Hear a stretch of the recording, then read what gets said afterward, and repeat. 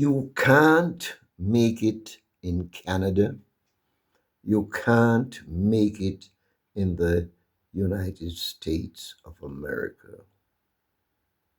I'd like you to go through with me this morning as I try to analyze two stories I listened to on YouTube during the past 2 weeks.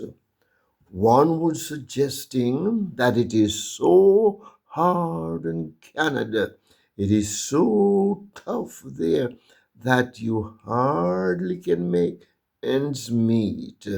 You do two jobs and you still can't make ends meet. If you're going to live any sort of life, you have to begin to think about three jobs. Hmm. Listen to the other stories saying almost the same thing about the United States of America.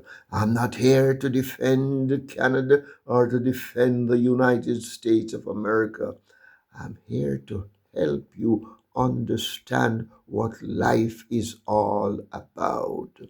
It is not so much where you are, it is who you are. Now, let me tell you something.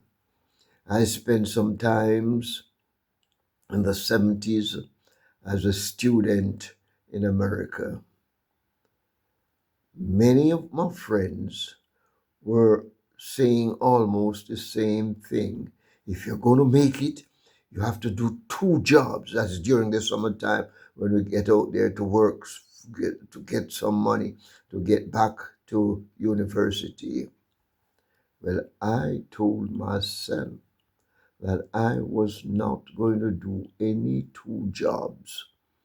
I'm working at one job. When there's extra time, overtime, I would put in some more work. At the end of the summer, I did not see those with two, three jobs any better off than myself. It is not so much how much you're taking, it's what you do with what you take in that will make the difference. You work like a slave and you spend like a millionaire, and you are nowhere near achievement. You must stop and think.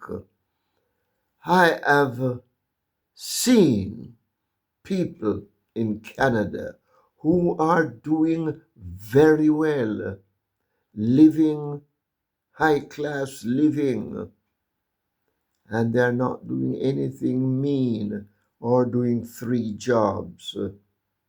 I've seen people in the United States, for example, I want to give you this story. There was this student from Africa, and he was living with a family. And his complaint was that he, a foreigner, was almost supporting the whole family because he was organized. He get up and he find himself a job, get out there, work, save his money, be modest in his spending, buy what was necessary. Not just one person, maybe three or four in the family, they were working. And he said sometimes they can't find dinner. He had to put up the money for dinner and still manage to save some money. It's not so much where you are, it's who you are. I am greatly concerned about some things. I have seen people who could, if not be millionaires, they could be doing very well in life and they are on the low level. Why? They fail to organize themselves, organize what they are. And another thing, many are so proud that they will not seek counsel. Right now, I have a big burden. I've seen some organization. As a matter of fact, I was with one organization where I could, I lift that organization.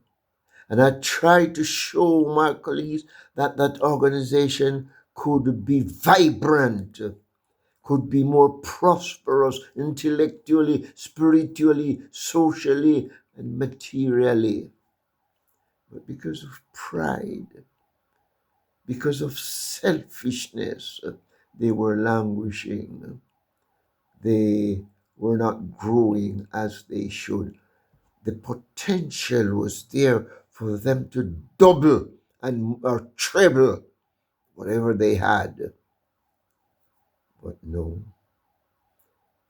they fail to listen. They don't have to do much more other than reorganize that which was there. Right now, I'm looking at some institutions, some organization, and some companies. Matter of fact, I spoke to two places. I said, if you let me come in and help you organize yourself, you will prosper. But they're languishing, they're petering out. I have seen many around, and this is what is bothering me. I've seen many around who could be living otherwise, but they're just there scratching in the mire and the mud. Like, I don't know if you ever read that book called Pilgrim Progress. The man had his head down with his muck rake, or raking away those with radiant light, trying to get him just to hold up his head, just to acknowledge where he was, acknowledge himself as a human being. But he still had his head down there with his muck rake, raking muck night and day, and no better off, depressed, distressed, and weak. I have seen so many individuals.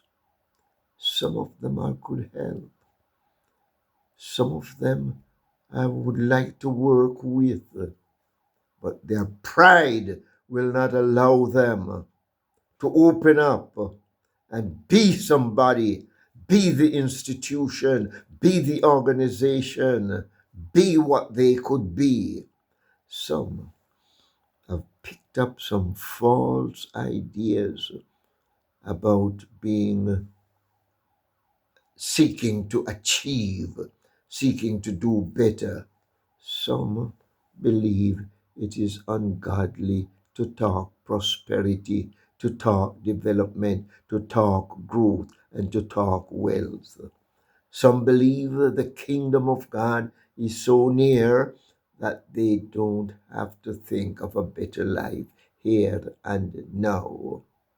All of these things need to be sorted out, need to be looked at carefully, need to be understood as they should be understood, need to, like the prodigal son in Luke chapter 15. I'm going to read that verse for you. Luke 15, and we are looking at verse 17. But when he came to himself, he said, how many of my father's hired servants have bread enough and to spare, and I perish with hunger? Some of us were in that situation where we are perishing. Watch what happened to the prodigal son. When his internal being recognized the external force that could bring transformation, and he got up and he moved